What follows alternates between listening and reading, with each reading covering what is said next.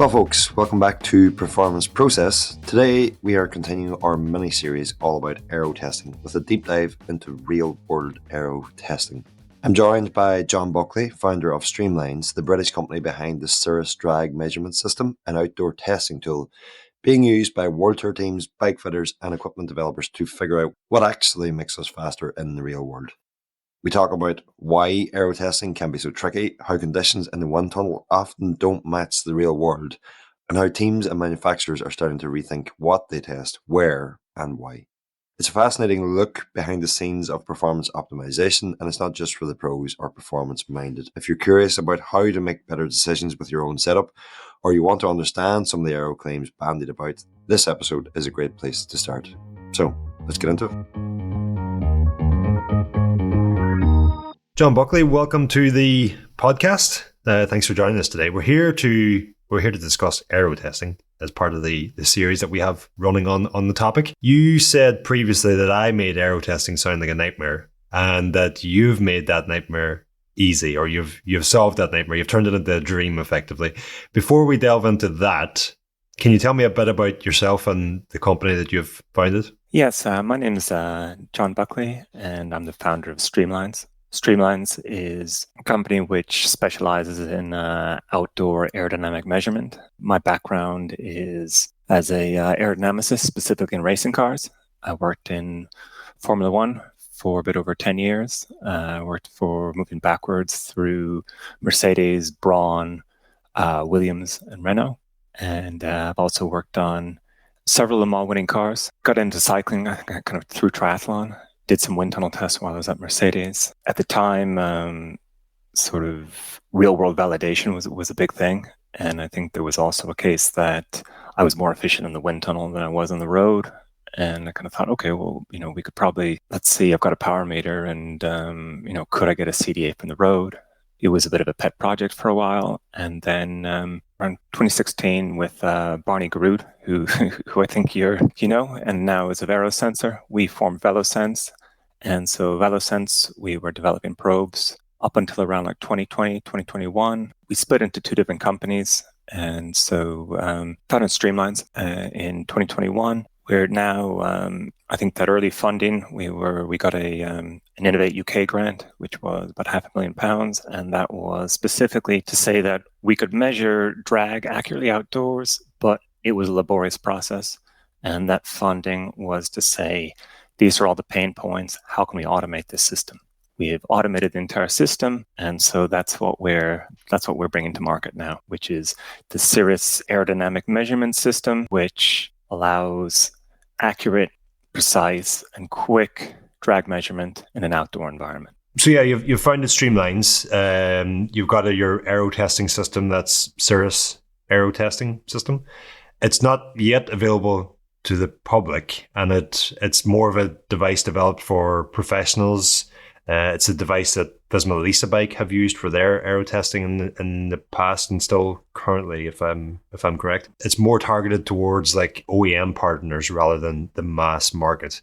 Knowing that it isn't available for the public just yet, or perhaps ever, we'll delve into that a bit in the future. But much of what we might discuss, I kind of have an idea of what we're about to discuss, and knowing it's not available might be frustrating for some of the listeners. Okay, it is available to fitters. It is available to bike fitters. So we do offer it in two flavors. There is the equipment manufacturer, which allows a really in-depth analysis, and we can go into the sort of things that you can do with that.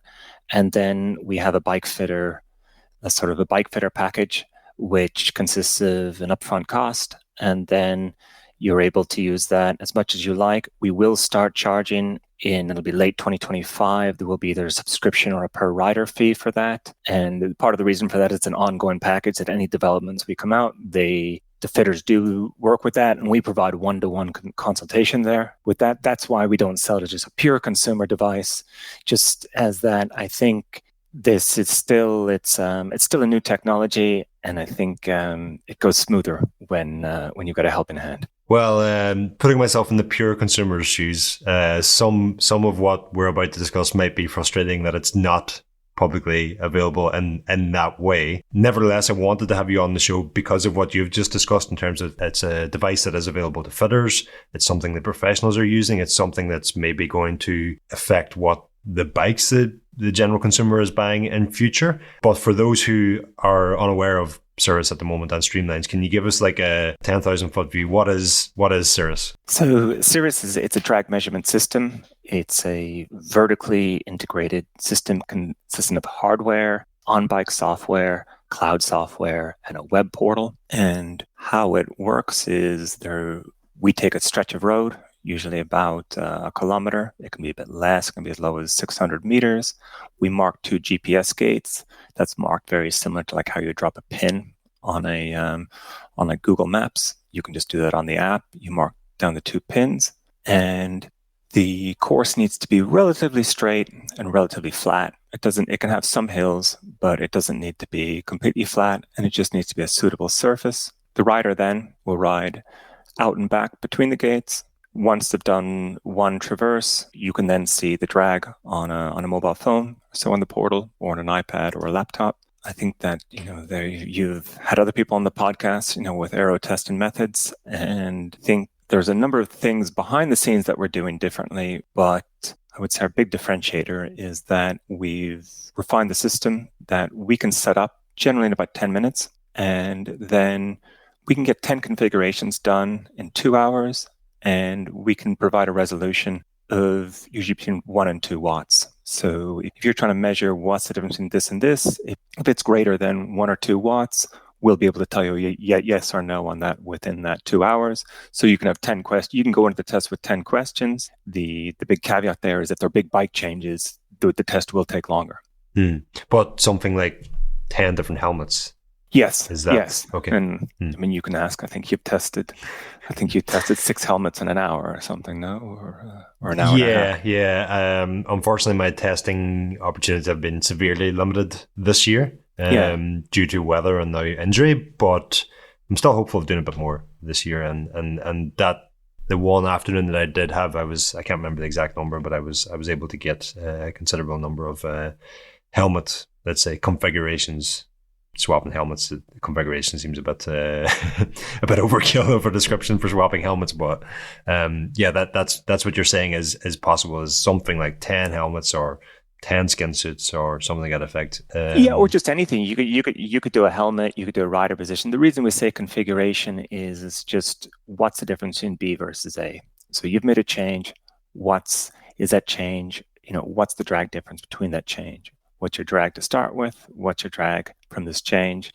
And we can produce that just as a single number on the screen. And that's really what I think, kind of going back to the consumer market, there's even a bit of a question. Do people want to know just what the drag is, or do they want to do comparative testing? And Cirrus is definitely set up to do comparative testing. I think if you want to talk future devices or so, we can talk later in terms of maybe kind of the difference between that. We will definitely, in the future of this podcast, we will definitely get into the future of aero testing. So that's something to look forward to in the second half here. Before we just move on from the system, though, you've got, as you mentioned, you've got hardware on the bike that now consists of your Altostratus Aero sensor, which or wind sensor now that Aero sensor is a company name. But I mean, essentially, what it does, it measures the wind. It measures the wind. Even to back up a little bit, I think that we didn't come up with the concept of measuring the forces on a bike and calculating aerodynamic drag. I think there was a number of, I think people have been doing the Chung method since mid 2000s, and sort of thing when you're riding a bike, thinking, could you work out all the forces on this? And it becomes very apparent very quickly that you need to know the wind speed. The tricky bit about measuring the wind speed is that direction becomes very important. We can go into that why a bit later. And then with that, we're also able to measure elevation change very accurately via barometric pressure.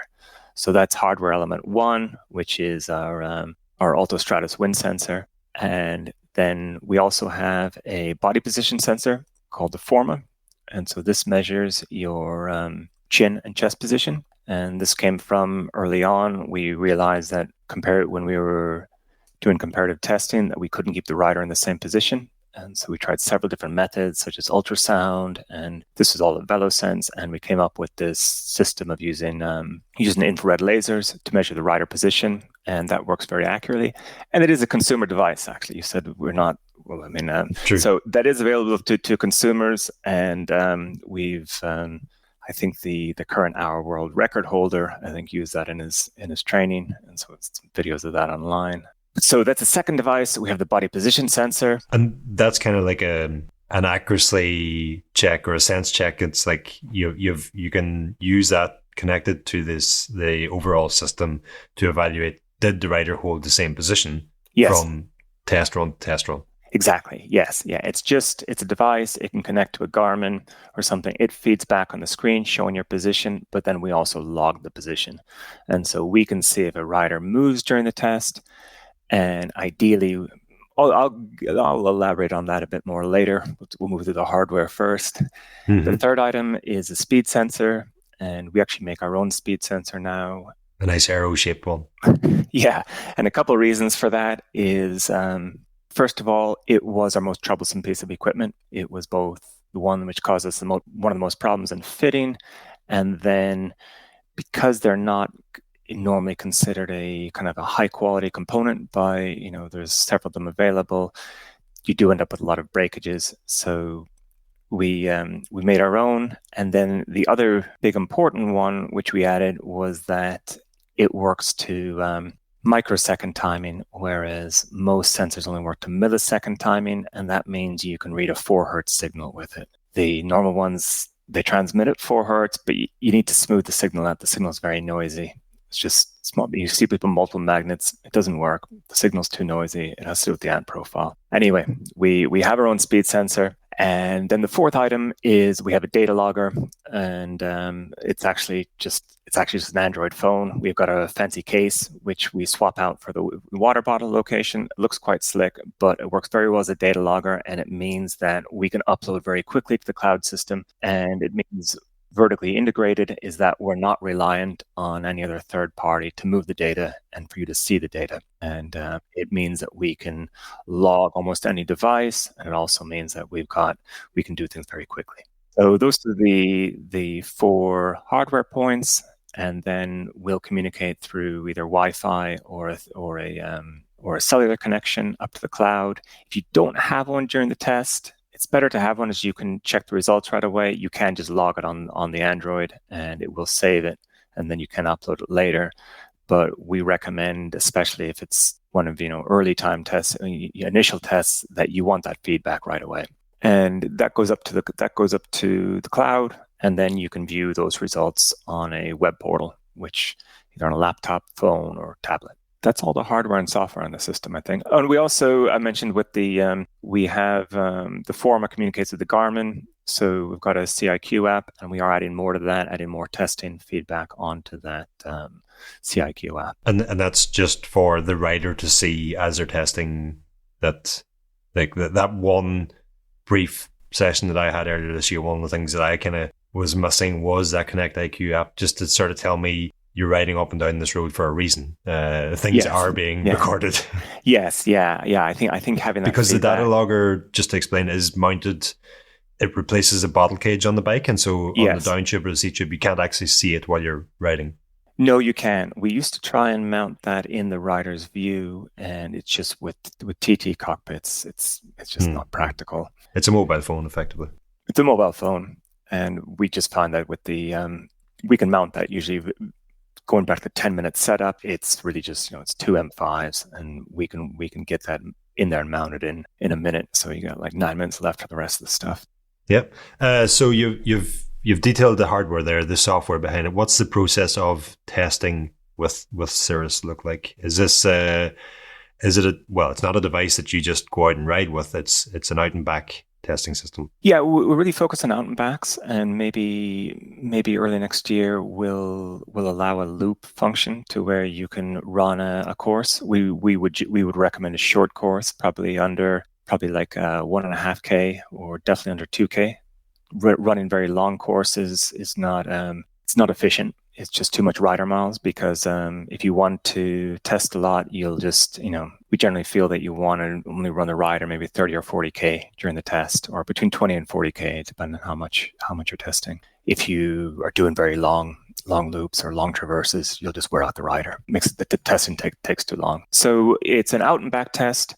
The software itself will organize a session for you. So when you start a new test session, and you'll see right away, it'll start with a baseline. You just put in your first change, put in a second change. And so you ride out. We'd recommend generally 2 or 3 traverses for the baseline. Check that you're very stable. So you should be getting numbers. Let's say you're 0.22. You should be something like 0.220, 0.221. If you're 0.225, you have a problem. The system is more stable than that. And so we can get into how we're getting that accuracy later on, but you do the initial baseline, and then you move on to the next config, and you do an out and back.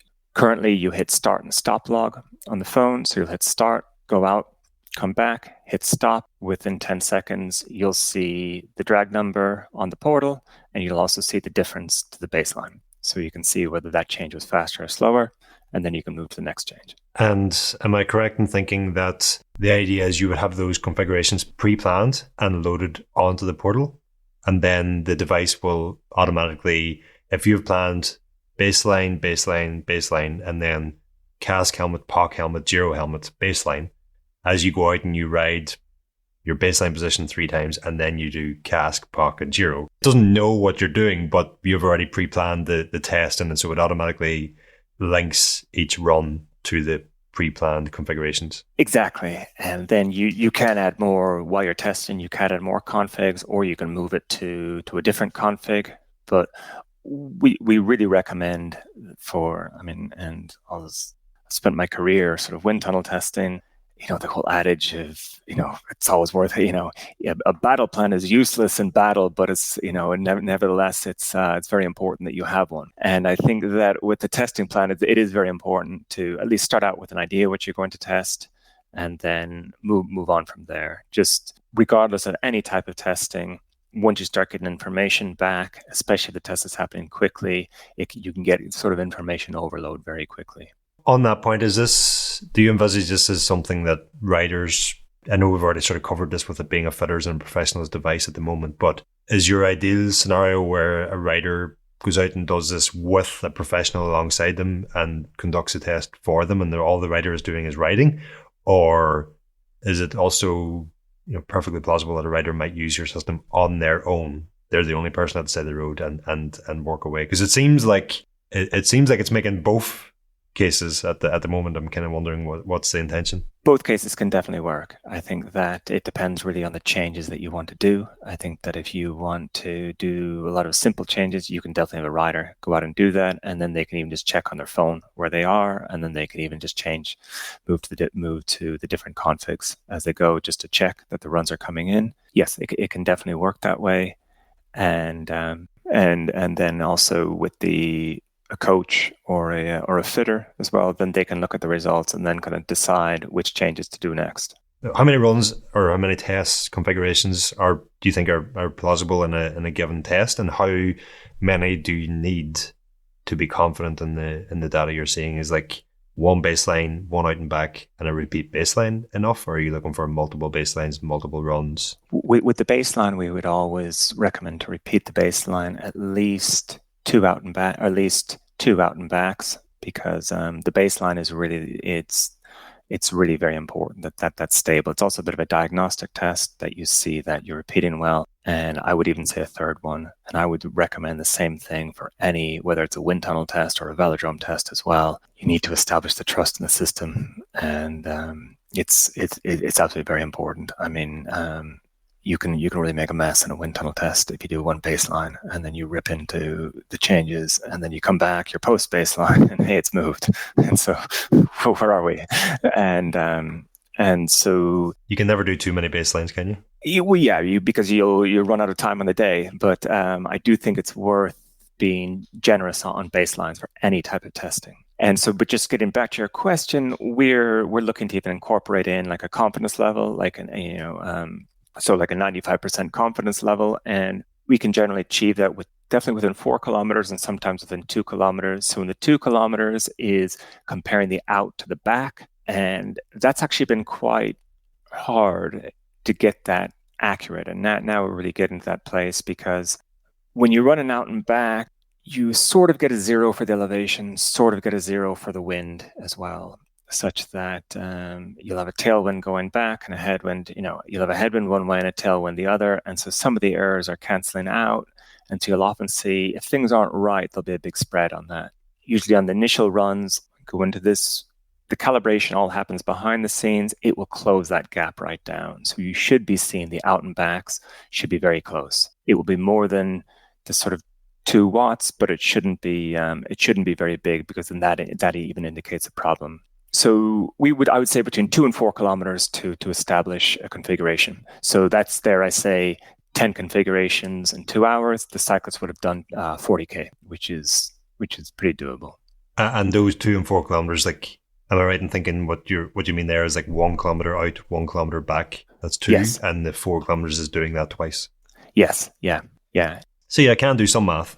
Yes, yeah. And if you're really chasing tight stuff, you can do AB, but yeah, you can end up doubling that. But the real thing is just getting that resolution, and you really need that tight resolution. This idea that you can have a very noisy system and you can just do loads of repeats, it doesn't necessarily make sense, because if you just put random data in, you can still conclude results from doing 3 AB tests on a coin toss.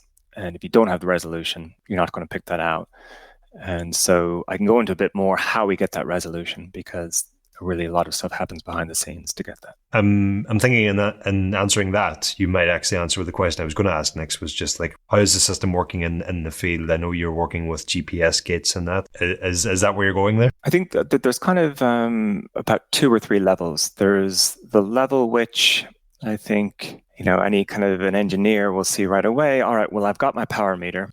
If I can measure how much, I can measure how much energy the rider's putting in. If I can measure whether I'm going uphill or downhill, I can measure the energy there. If I'm measuring the speed, I can measure whether there's a change in kinetic energy, so I can measure that energy as well. I could either calculate or measure the Ronan resistance, and so I can calculate for that energy there. And then what's left over is my aerodynamic energy. And then I take the aerodynamic energy, I divide it by, for now, I'll say the wind speed. It's actually the dynamic pressure. We can go into the difference between that, and out pops the CDA. That's the basics. That's where you sit down and you think, even without, you can sit down and think, okay, hey, we can work out CDA on a bike, and should be easy. Just not to interrupt you, but the key difference there is that you're measuring everything rather than solving for something with the measurements that you do have. Yeah, and in this case, so there'll be kind of 2 schools of thought on this. We're in the school of we fix for aero testing. We fix the Ronan resistance. We estimate what that is going in, and there's the Chung method will say that the CR comes out, that they measure that and CDA. But moving back to what we do, we fix the CRR. The rider needs to input their weight. So the only 2 inputs the rider needs at the beginning of the test is the rider weight and the CRR estimate. And we just say, look that up on rolandresistance.com or something like that to get and you can always change that after the fact, same with the rider weight. But that's giving you, we're working out all those energies, and whatever energy left over is the aerodynamic energy. Then we use the airspeed, or specifically the dynamic pressure, and to calculate, and CDA comes out of that equation. And that's what I'll call like the level 1. Then level 2 is, okay, it turns out it wasn't that easy. And so the level 2 stuff would be that we've got a couple of problems. The first one is elevation measurement is really critical. I've forgotten the number offhand, and I'm not going to embarrass myself trying to do the math in my head, but it's on the order of 10 watts over, if like 1 meter is 10 watts, I think, over a minute. So if you're out by a meter, you'd be out by 10 watts, which if you're trying to measure down to 2 watts is utterly unacceptable. So the question is, how do you measure elevation? We do it via barometric measurement.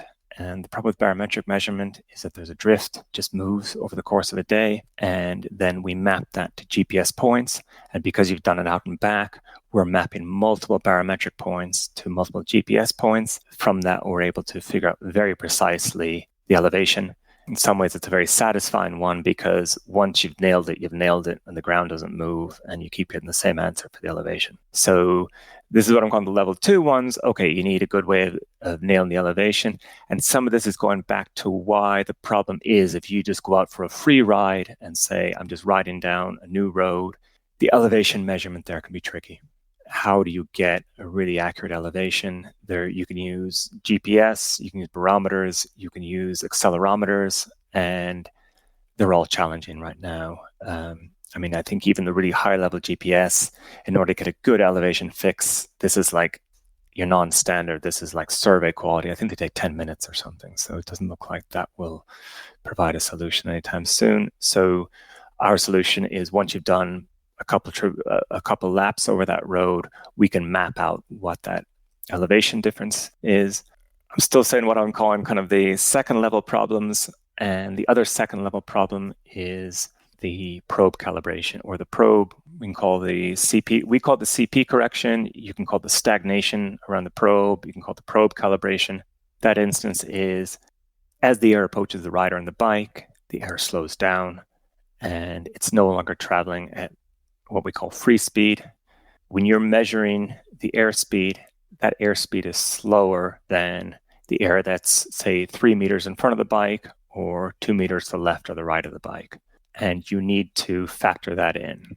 How you do that, various schools of thought, but you need to do that in order to accurately measure the wind. So with both the elevation and the airspeed, we've automated both of those so that the airspeed calibration is done in the test. It happens behind the scenes, and it inputs that into your test results. So you don't need to see it. You don't even need to be aware that it's going on.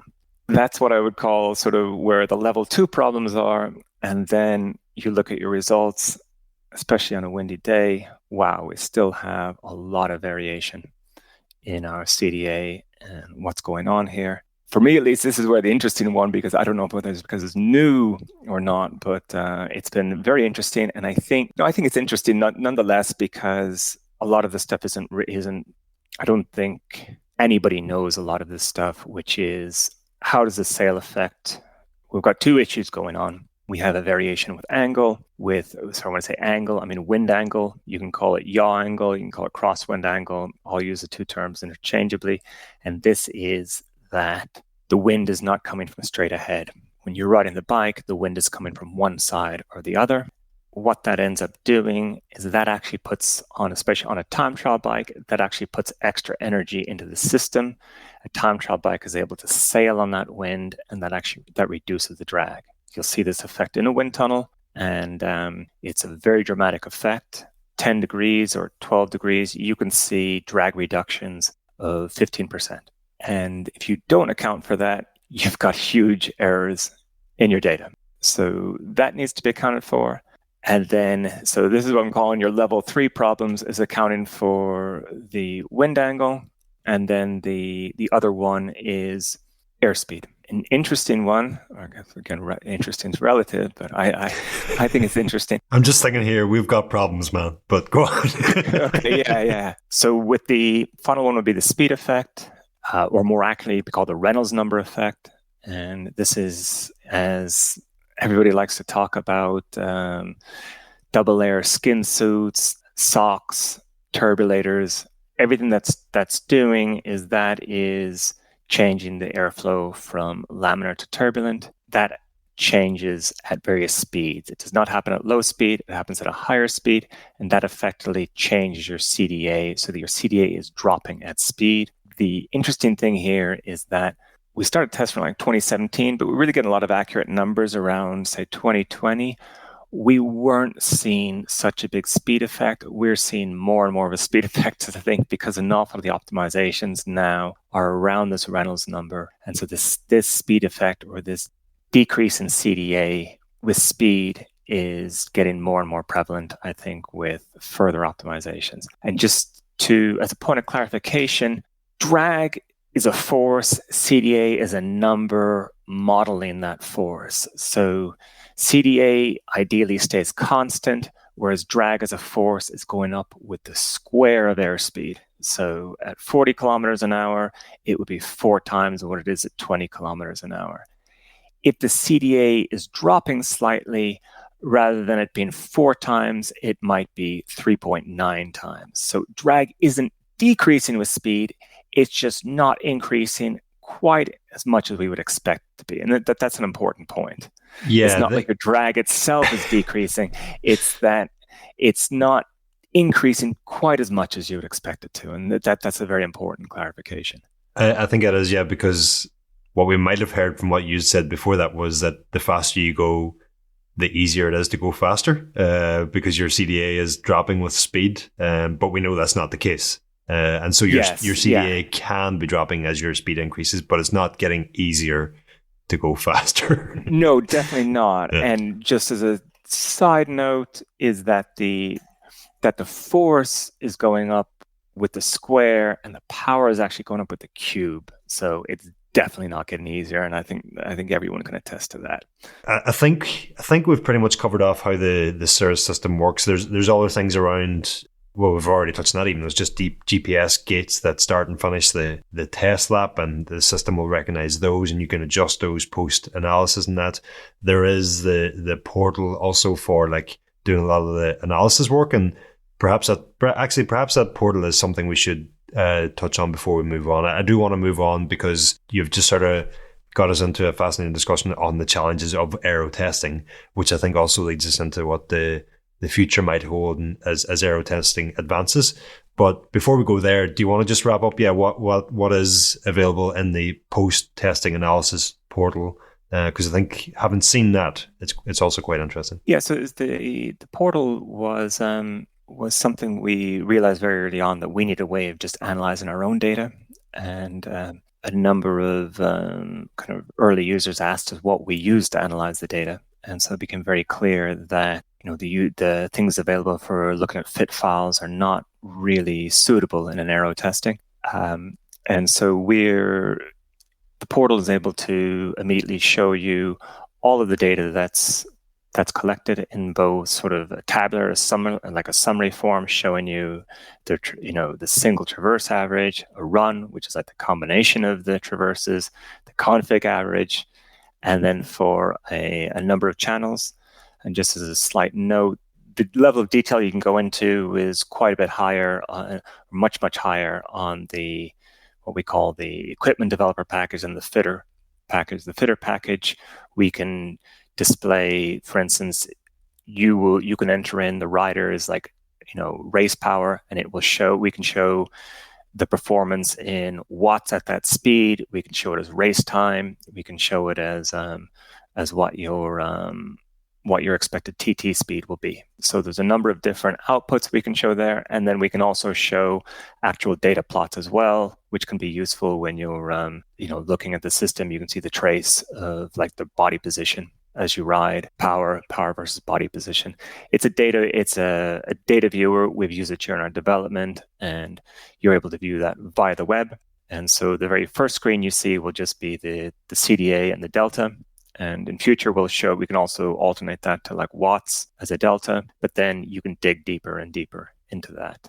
I've spoken about what I'll call the measurement challenges here, but I think what's actually really the greater challenge is more of an organizational one.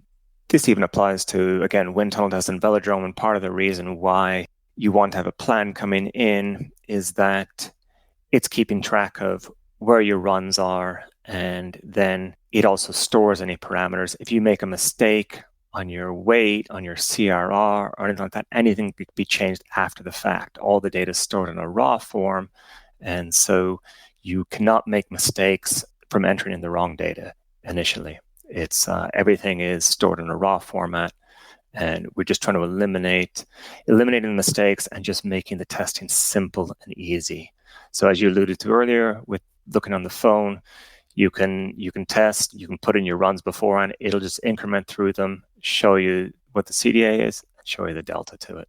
And you can leave it as that, On the other hand, you can dig further and further into it. And, if you, on the really tech side, you can start looking in, where we think the stall points are on the sail effect, and really looking at that data as to, okay, this is your average wind angle, but what is the wind actually doing during the run? So it allows both a quick look and a really deep dive into the data. Fascinating. And having played about it with it briefly following that one testing session I managed to get done. It's funny, I was starting that session thinking I was going to do a whole load of testing that week. And here we are 3-4 months later, and that one session was all I've managed so far this year. Okay, folks, that's where we're cutting off the free version of this podcast this week. Just a reminder, if you head over to escapecollective.com/member, you can sign up now and you can get the entire podcast uninterrupted. You'll not have me butting in to cut you off or to remind you that you're not yet a member. And in doing so, you will be helping to ensure this podcast continues for many more episodes and months and years to come. So head over escapecollective.com/member now to sign up to Escape Collective and to get the entire episode of Performance Process along with all of the other podcasts and written content that we publish on our website.